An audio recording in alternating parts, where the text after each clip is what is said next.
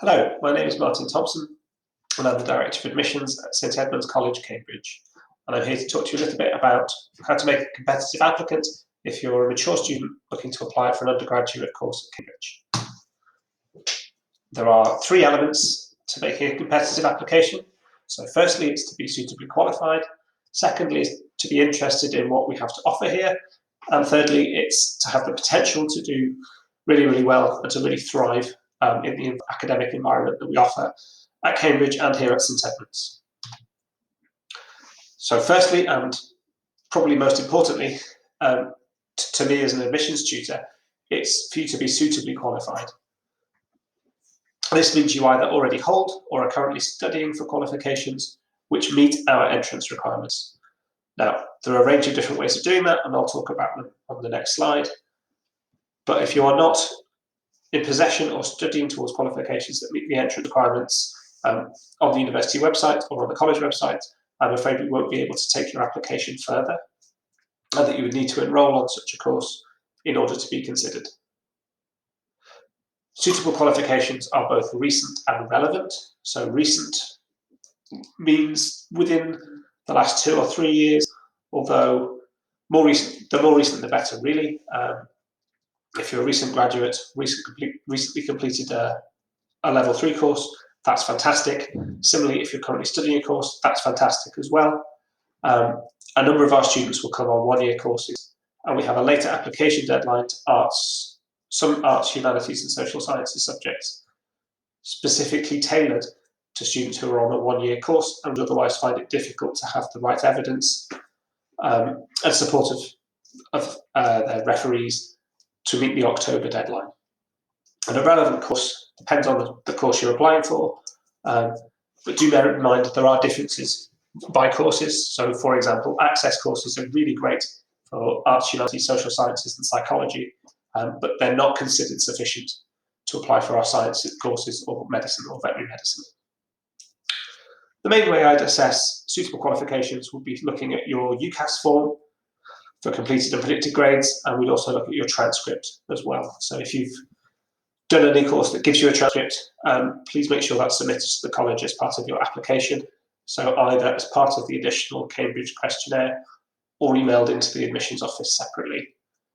If you've got any questions about whether your qualifications meet the requirements, please get in touch. There'll be contact details at the end of this presentation. So here's some examples of the most common qualifications that I would come across. So one would be A-levels. So that's typically a school leaving qualification in the UK. That A-levels are suitable for all of our courses.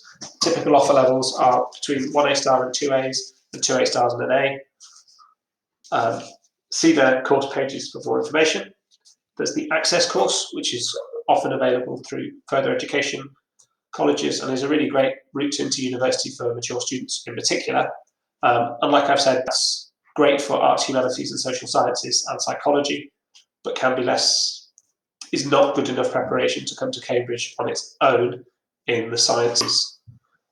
So if you're on an access to science course, you might look at taking 1 or 2 A-levels alongside the access course if you wish to apply to sciences, medicine, veterinary medicine.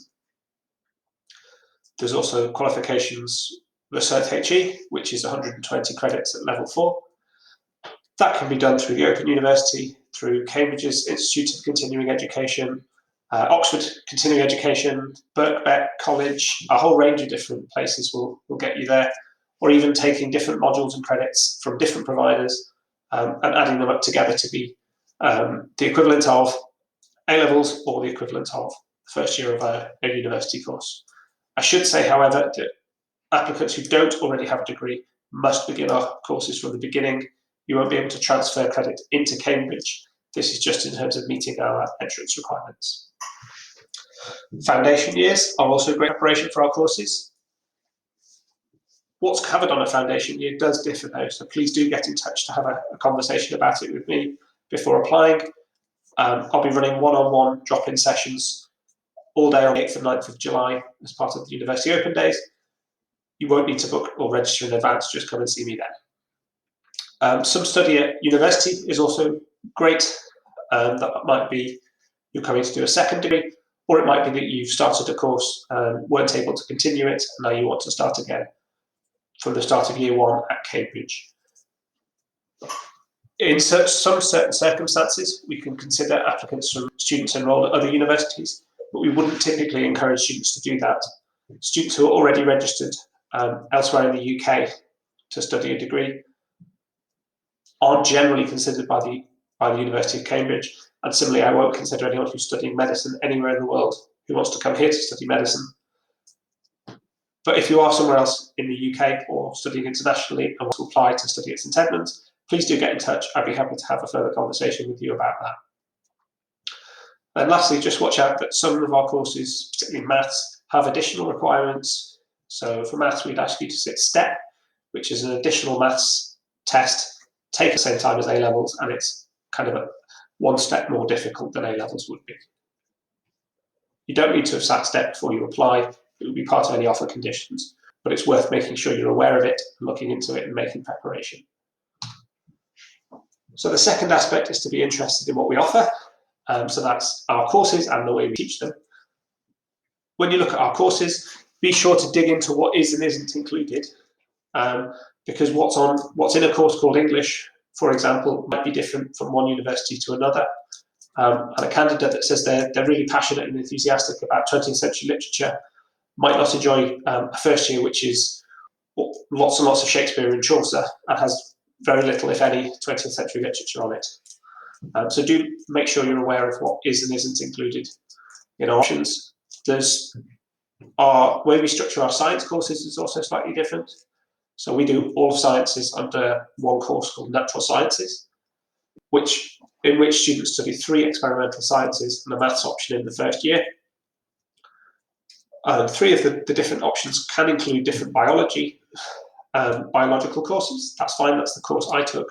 But it isn't possible to study chemistry and only chemistry at Cambridge. You would have to study other sciences too. So do make sure that's what you want. The way we teach is largely similar to other universities through lectures, practicals, and independent study. Though the supervisions, which is our very small group teaching, where you typically have 2 students and an academic together for an hour at a time, is more or less unique to Cambridge, or perhaps to Cambridge and Oxford, and is what really sets the Cambridge offering apart from others.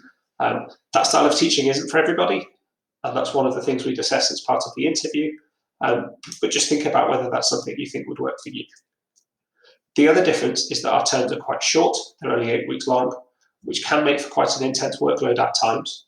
So again, make sure that's something that works for you. And a lot of our assessment takes place through the medium of exams, and we can offer mitigations and adjustments to the exams. But if you really very strongly feel that you'd be happier to be assessed termly, for example, or with a large coursework component, then perhaps our courses wouldn't suit you, because we generally would sit exams that happen at the end of the year on an entire year's worth of content. Your interest in what we offer would likely be assessed through the personal statement, but most particularly in the interview, where we have the opportunity to ask questions and discuss these things with you. Then the last thing that's important is to really have the potential to thrive here. So that's, as I mentioned, through short terms and the supervision style of teaching. And we look for the potential through things like your references, the personal statement that you write for part of your UCAS application, your performance and admissions assessments, the quality of your submitted written work, if we've asked you to submit written work, and again, a lot of that will be done as part of the interview process as well.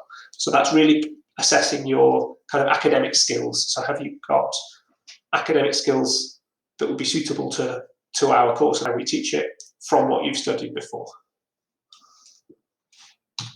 This is just again to recap what we look at. I've done another one of these video presentations about the application process, so do check that out.